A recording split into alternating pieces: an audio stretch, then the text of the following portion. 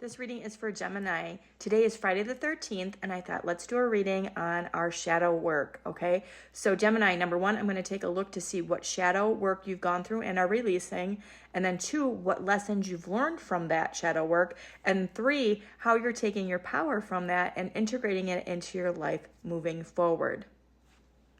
Okay, Gemini, the shadow work that you have worked through and are releasing is the need to control every single detail about your finances, okay?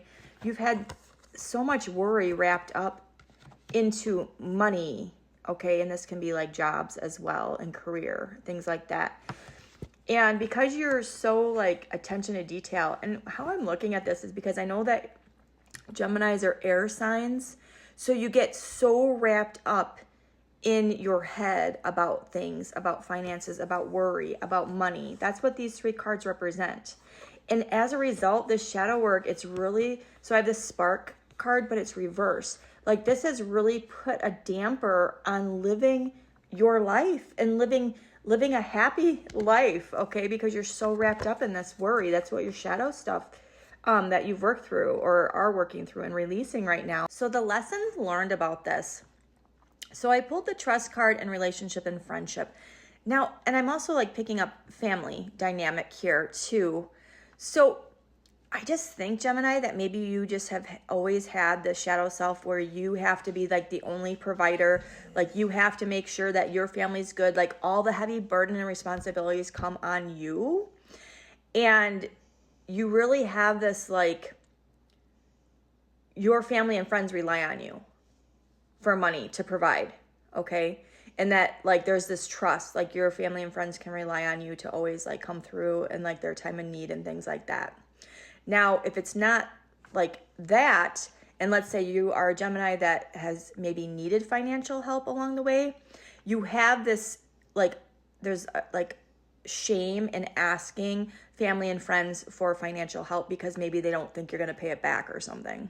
So Gemini, I'm really just picking up that working through your shadow self and then like the lessons learned, I'm just really picking up on balance, okay? Like duality, like giving and receiving, or working or hustling, taking breaks and flowing, okay? It's almost like you perceive this side to be like not worthy. Like if you show that you're taking a break or going on vacation, that means you're not working hard. So therefore you're not accomplishing and you're not getting the money that, you know, that you're supposed to have. Okay.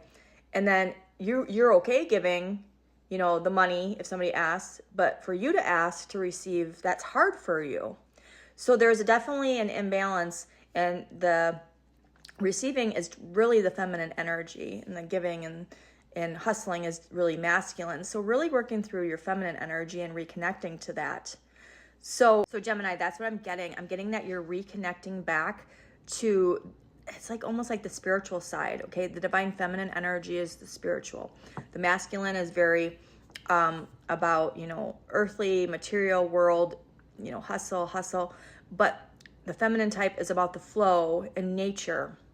So Gemini, you're really connecting to the spiritual side of yourself now, and you're incorporating your spiritual side. You know that you have to. So you are taking time. I have date, so this just means you're taking time. You're planning, like let's say every Tuesday you know, make a decision to go out in nature, maybe on your lunch, or you leave work like an hour early. Maybe you got some comp time or something, and you're taking that and you are going out into nature. And you are receiving the beauty of nature. You're going with the flow. You're releasing the need to constantly hustle. Okay, Gemini, congratulations.